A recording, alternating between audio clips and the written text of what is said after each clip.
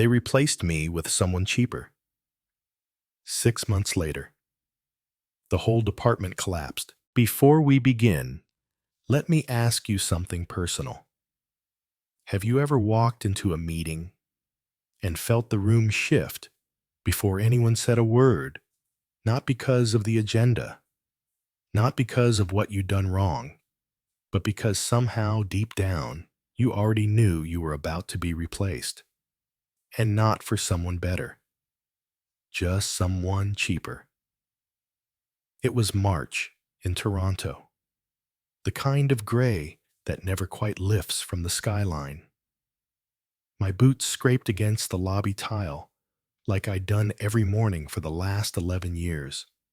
Same jacket, same badge swipe, same quiet nod to security. But that day, something was off. The elevator dinged too quickly. My manager, Patrick, was already waiting in the boardroom along with someone from HR. No smiles, no coffee. Just a neatly stacked folder at the center of the table. My name on top. Ethan Patrick started.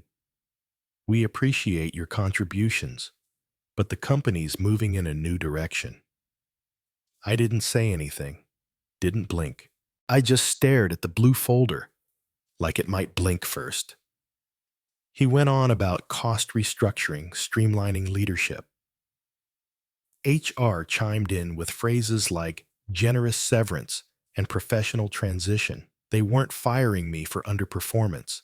I just led our highest quarter in 6 years. They were replacing me with someone younger, someone less expensive, someone who didn't know what we'd built and didn't care. I nodded once. That was enough. I didn't want their rehearsed sympathy. I didn't want a fake goodbye lunch. I wanted to leave with my spine straight, so I did. No argument, no begging. Just picked up my coat and the box they'd kindly pre-packed for me. But as I passed my old office, I paused. There was already someone standing inside. Slim suit, laptop in hand. He was adjusting the chair I'd sat in for over a decade. He looked up, smiled like a man who had no idea what had just been taken from me. And then he sat down.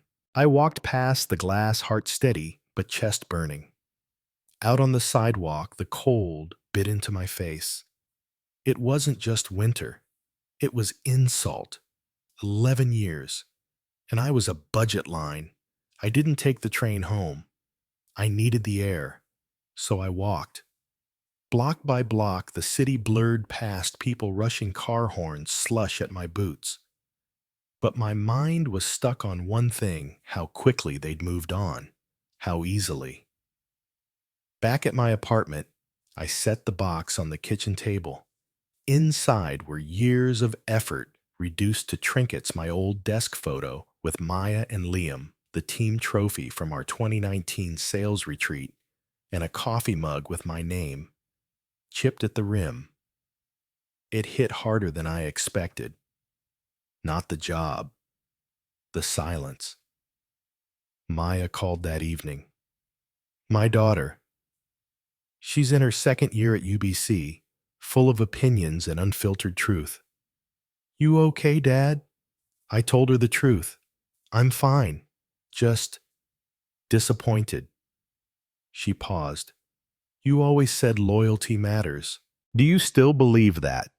And for a second, I didn't know how to answer. Because what do you do when everything you gave, everything you stood for, is quietly erased by someone in a cheaper suit? Over the next few days, messages trickled in from my old team. Sorry to hear, Ethan. This place won't be the same without you. But no one quit. No one pushed back. Because that's how it works, right? The wheel keeps turning. And those who fall off get forgotten. I didn't sleep much that week. I kept thinking about the Monday sales huddle, how Lucas, the new guy, would try to lead it. He wouldn't know the backstory on our Vancouver account. He wouldn't understand why Mr. Han from Quebec hates cold calls. He'd smile talk and buzzwords, maybe impress someone on a spreadsheet, but he wouldn't know the work. He hadn't earned it. Still, the world didn't care. The rent came. Groceries needed to be bought. I filed for EI and started updating my CV. But every word I typed felt wrong. I wasn't just looking for another job. I was trying to find a reason. A reason not to be bitter. A reason to believe this wasn't the end of the story. Then one night, scrolling half-heartedly through job boards, I saw a posting small B2B software startup, looking for strategic advisor, flexible hours, remote. We want experience, not just flash. Something about that line stopped me. I didn't apply right away. I closed the tab, made tea, sat by the window, and asked myself a question I hadn't dared to ask in days. What if getting replaced was the best thing that ever happened to me? I didn't know the answer yet, but I knew one thing. I hadn't been destroyed. I'd just been redirected.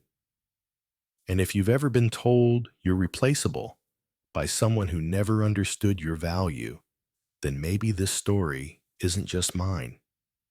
Maybe it's yours too. Stick around. Because what happened 6 months later, they never saw coming. They called him Lucas. No last name needed. Just Lucas, the guy who walked into my old office like it was a new Airbnb rental. Young, fresh fade, slim suit that probably cost more than my severance. The kind of guy who introduces himself with a firm handshake and a LinkedIn tagline. Growth mindset, synergy builder, whatever that meant.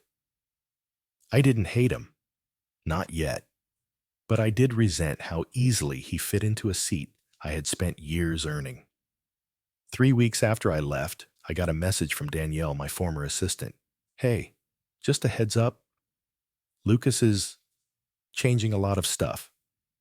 The CRM system, client tiers, even the pitch deck. I didn't reply. What was there to say? But my stomach sank anyway.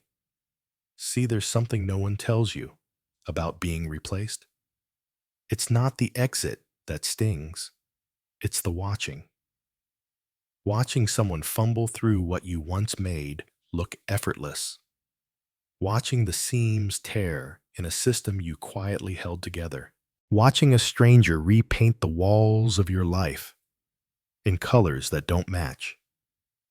More messages came in the following weeks. Quiet ones, whispered ones. From Thomas in account management, Lucas is pushing for aggressive upsells. Clients aren't happy. From Sheila in support, he promised 48-hour response times, but cut the help desk team. We're drowning. From Mike, the last of the old guard. He's reassigning territories, messed up the Quebec accounts. Hans threatening to pull out. Still, I kept quiet. Not my circus anymore. But I'd be lying if I said I didn't feel a kind of dark satisfaction building. Then came the call from my old client, Mr. Han. I almost didn't pick up. Ethan? He said, his voice clipped. Like always, this new kid doesn't listen. Keeps pushing things we don't need. Feels like dealing with a call center. I apologized out of habit. He sighed. You knew our rhythms. Now it's noise. Just noise. And he hung up. That night, I stared at my ceiling for a long time. I wasn't angry at Lucas. I was angry at a system that thinks people like him can replace people like me. Lucas wasn't the villain. He was a symptom. The real problem, leadership that traded wisdom for energy, loyalty for youth, and depth for decoration. But even so, I stayed silent until Danielle messaged again. Internal Zoom call leaked today. Lucas froze during the quarterly review. Didn't know the numbers. It was bad. I found the clip online buried in an internal thread someone screenshotted and shared. There he was. Lucas stammering, scrolling frantically, mispronouncing client names. Patrick tried to step and save face, but it was too late. The clients on the call were visibly unimpressed. One of them even asked, "Where's Ethan?" Lucas just smiled like a man wearing clothes that didn't quite fit. And in that moment, something changed in me. Not anger, not revenge, something colder, clearer, a quiet knowing. They'd made a mistake, and now the cracks were widening. Still, I didn't gloat. Didn't post some vague Facebook rant. Didn't call up Patrick and say, "Told you so." But I did open a spreadsheet, the one I'd kept for years. Client patterns, preferred timelines, negotiation notes, little things that didn't live in any official database, just in my head. And now, in this file. Because when you've done something well for long enough, you don't just do it, you become it. Meanwhile, Lucas kept pushing. New tech, new templates, new faces. He brought in consultants, held flashy brainstorm sessions, posted team selfies on LinkedIn with hashtags like Game Changer and Next Gen Leadership. But behind the filters and buzzwords, performance was slipping. Clients were pulling back. Team morale was collapsing. And the silence from upper management was starting to crack. Then one morning in late August, I got a text. Just 2 words. Lucas quit. No follow-up. No explanation. Just quit. I sat with that message, then opened my laptop, checked the company's stock reports, and smiled not because they failed, but because I hadn't. Danielle later told me the real story. Lucas had been under pressure for weeks. 3 major clients gone. The pipeline dried up. He'd tried to bluff his way through another board meeting only to be caught fabricating projections. They gave him an ultimatum. He walked. But the damage was already done. Revenue was down 38%. 3 sales reps had resigned, and Patrick. He was on leave. Translation. He'd been shown the door too. I didn't cheer, didn't celebrate, but I did feel something I hadn't in months. Closure. Because sometimes the best revenge is patience. And if you're listening to this right now, feeling dismissed, replaced, undervalued, I want you to remember something. You were never the problem. They just didn't see the cost until it was too late. Stick with me, because what I did next changed everything. The thing about being cut loose after so long is that you don't just grieve the job. You grieve the rhythm. The 8:15 coffee, the hallway nods, the certainty of being needed. For weeks I lived in that strange stillness. Not exactly broken, just suspended. Friends said, use this time to rest. Rest, I wasn't tired. I was unfinished. So I stopped scrolling job boards filled with roles that felt like poor copies of what I already lost. Instead, I met with people. Quiet coffee chats, phone calls with old colleagues. I listened more than I spoke. Not looking for work, just listening for something that felt real. And then one evening, I got a message from a woman named Emily. "We haven't met," she wrote. But Thomas from your old team said I should reach out. We're building something small, and we need someone who's actually done this before. I almost didn't reply. But there was something honest about her message. No fluff, no buzzwords, just a need and a little hope. We met the next morning at a coffee shop in Mississauga. She was younger than I expected, maybe mid-30s, but sharp, kind, but not soft. The kind of person who built something with her own hands and still doubted whether she had the right to call it success. We're 6 people, she said. Tech startup. No big investors. No brand power. But we've got clients. And they're starting to multiply. Fast. She paused. And frankly, we're out of our depth. She didn't ask for miracles. She asked for guidance. That was the first time in months someone looked at me not as a relic, but as a resource. I said yes. Not as an employee. Not with a title. Just someone who knows what it's like to hold a business together when the seams start pulling. My first day was at a folding table beside a humming server rack. No desk plaques. No admin assistant. Just code on the walls, whiteboard notes, scribbled halfway through pizza lunches, and a team full of questions no one had answers for. I didn't try to take over. I just watched, listened, and slowly helped.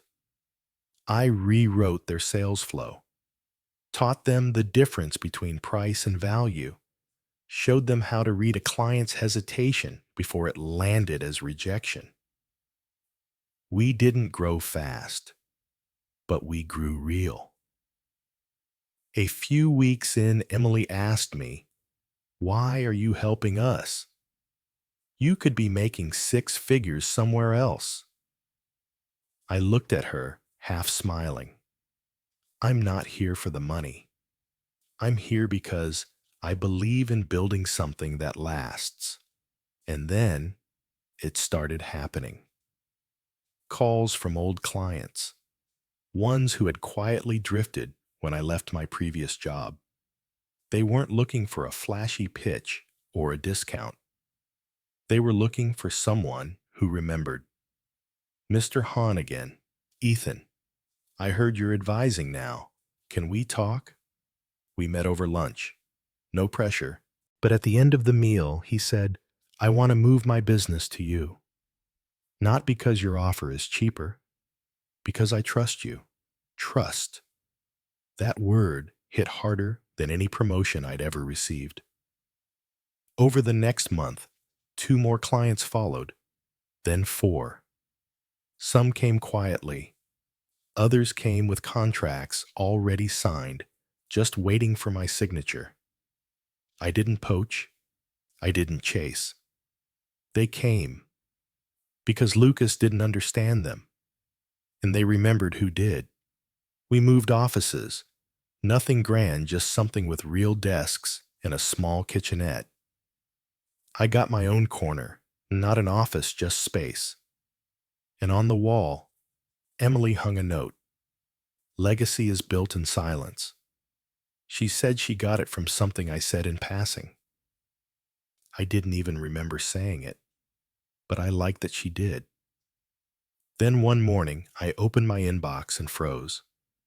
It was from Sheila from the old company. "Just wanted you to know. We had a meeting yesterday. Lucas is gone. Patrick too. Whole department's restructuring. They're trying to claw their way out of the mess you warned them about. And by the way, everyone's talking about where you landed. You didn't just bounce back. You built something better." I didn't reply. I just sat there, coffee in hand, letting the moment wash over me. I hadn't needed revenge. I hadn't needed public vindication. I just needed time and a quiet place to start again. Somewhere along the way, That quiet had become momentum, real, earned, and mine. And if you've ever been pushed out, passed over, or told you're too experienced for where the world is headed, let me say this clearly. You're not too old. You're not outdated. You're not done. You just haven't found the place that's ready for you yet. Keep going, because the people who once ignored your value, they'll be the ones reading about your success from the sidelines. It started with a LinkedIn post, just a headline, really. No caption, no comments. Just one sentence from a former colleague: Patrick is out. I stared at the screen for a while, letting the words settle in. Not because I didn't expect it, but because, after everything, it finally happened. You know, people think revenge is loud, explosive, messy, but sometimes it arrives in silence. Like a building that looks fine from the outside, until it suddenly folds in on itself, quietly, completely. That's what happened to my old team, to the department I once gave a decade of my life to, and it didn't take long for the messages to start flooding in. Danielle again. They're shutting down the West Coast accounts. 3 clients gone in 2 weeks. Thomas budget cuts across the board. No bonuses this year. Staff morale is in the basement. Sheila more blunt. Lucas left a mess. Patrick tried to clean it up with duct tape. Now the whole thing's falling apart. I didn't smile. I didn't feel triumphant. Because watching something break something you once helped build isn't satisfying. It's sobering. But I did feel clarity, a sense of confirmation. I hadn't failed. I'd been filtered out by people who didn't understand the value of what they had. And now they were paying the price. One afternoon, Emily and I were reviewing a pitch deck when I got a call from a number I didn't recognize. I almost let it go to voicemail, but something made me answer. Ethan. This is Carla from finance. I worked with you back at East Point. Her voice was tight, like someone holding back a flood. I need to say this. You were right about everything. The way they dismissed you like experience doesn't matter. It's all unraveling. Clients are leaving, the team's bleeding out. And the new leadership, they're scrambling. She paused. And people remember you. They still talk about you like you're the standard we lost. It took me a moment to find my voice. Thank you, Carla. That means a lot. After we hung up, I stood by the window of our small office in Etobicoke, watching late autumn drizzle streak the glass. Across the room, our junior sales rep, Olivia, was practicing a presentation for her first solo pitch. She looked nervous, but she didn't back down. I saw something in her, something I used to see in myself. Not confidence, conviction. And that's when it hit me. My old company.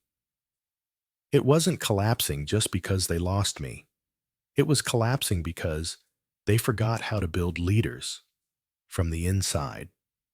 They traded mentorship for shortcuts, substance for polish, and loyalty for efficiency.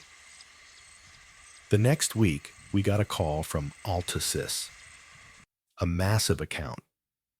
I'd worked with them years ago, helped them scale into Quebec and beyond. Back then, I was just a name on their contact list. Now, they were calling me. Their VP of sales didn't mince words. We're looking to transition our operations. Your team seems lean sharp. And frankly, you've got a reputation we trust. Is this something you'd consider? I looked over at Emily, who had just walked into the room with 2 coffees. She raised an eyebrow. I nodded. Yes, we'd consider it.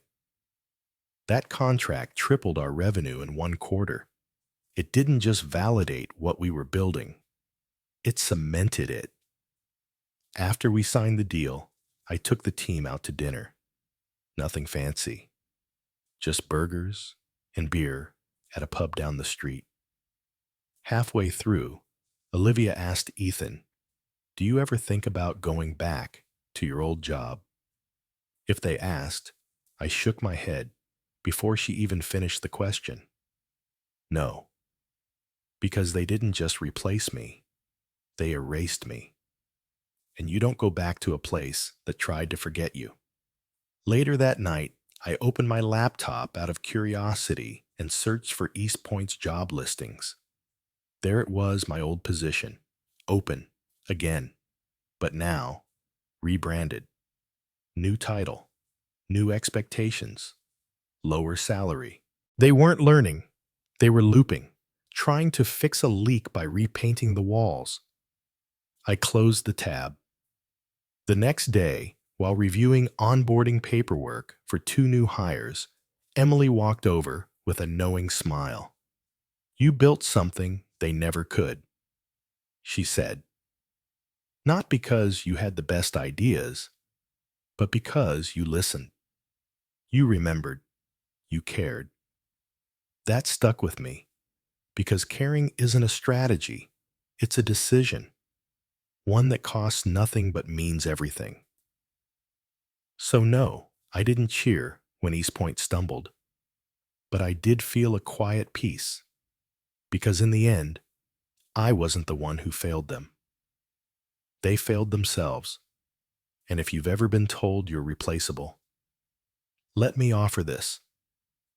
Replacements can sit in your chair, but they can't carry your weight. Not really. And eventually, the cracks always show. The first snow came early that year. I remember standing at the window of our new office, bigger than the last, still modest, watching soft flurries fall onto Queen Street West. The kind that dusts the sidewalks without sticking like winter, just wanted to remind you it's on its way. Inside, the place buzzed with life. New voices. A few fresh faces. People who hadn't known me as the guy who got replaced, just as the man who helped build something that worked. It had been a full year since I was walked out of my old office with a cardboard box and a silent handshake. And now, I had no title on the door, no personal assistant, no corner office with a skyline view. What I had was peace. Emily called it earned quiet. I like that. Because when you've spent years proving yourself in places that only valued what they could measure, there's something profoundly healing about being in a space that values what they can feel. Trust, stability, wisdom. You didn't have to shout. One morning, during our weekly team huddle, Olivia, now leading 2 junior reps, herself raised her hand. "Can I ask something kind of personal?" I nodded. "If a company like East Point offered you double to come back, would you?" The room went still. I didn't hesitate. "No." She blinked, not even to prove a point. I smiled. "I've already proved it. They offered me a seat once. I built the table instead. You see, somewhere along the way, I stopped chasing validation. I stopped hoping they'd realize what they lost. Because I realized I wasn't the one who lost anything. They did. They lost someone who cared more about people than spreadsheets, who remembered birthdays, who picked up when clients called after hours, who taught new hires not just how to sell, but how to serve. You can't quantify that. You can't replace that with a new hire and a smaller salary. And now, that legacy lives in every conversation I have with my team. Every moment I let someone else speak first. Every time I choose patience over ego. One Friday afternoon, Emily knocked on my office door holding an envelope. Came in the mail, she said. Figured you'd want to open it yourself. Inside was a handwritten letter. Dear Ethan, you don't know me, but I know what you did. My brother worked under you at East Point. He told me how you mentored him, how you fought for his promotion, how you believed in him when no one else did. He's now a VP at his new company, and he says you're the reason. Thank you for seeing value where others only saw cost. People like you change more than companies. You change people. Rachel, I read it twice, then once more, then folded it gently and tucked it into my wallet. Sometimes the real rewards come long after the paycheck. Sometimes the greatest return on investment is knowing you mattered. Not in bold headlines, not in quarterly earnings, but in people, and the way they carry your lessons forward. A few months later, Emily and I were invited to speak at a local business summit in Kingston. The theme, Leadership That Lasts. Before we spoke, I sat backstage listening to other presenters rattle off trends and data charts, and I realized trends fade, tactics expire, but principles, they echo. When it was our turn, I walked to the podium, paused, and said, I used to think being replaced meant I wasn't enough, that I'd lost something. But I've come to understand what can be replaced was never really mine, and what's truly mine can't be taken. The applause was quiet, not thunderous, not performative, just real, like the nod of someone who's been through it and knows exactly what I mean. Now, on most days, I work less. Not because I've given up, but because I've finally found a rhythm that isn't tied to fear. I take walks before the meetings. I answer emails with care, not panic. I mentor without expecting applause. And I've started carving again woodworking like my dad used to. Legacy isn't just in the deals we close. It's in the way we live when no one's watching. And as for East Point, last I heard, they're on their third new direction this year. Still hiring, still losing people just as fast. But that's not my concern anymore, because I'm not building for headlines. I'm building for impact. And if you're still listening, if you've made it all the way here, then maybe you needed to hear this. You are not defined by who let you go. You are defined by how you rise after they do. Let them think they replaced you. Let them pretend it didn't matter. And then build something so strong, they wish they could come back. But no, they never will. If this story meant something to you, share it. Not for me, but for someone out there who's just been told they're replaceable. Remind them what's built with care can never be copied. What's earned with honesty can never be stolen. This was my story. Now, maybe it's yours too.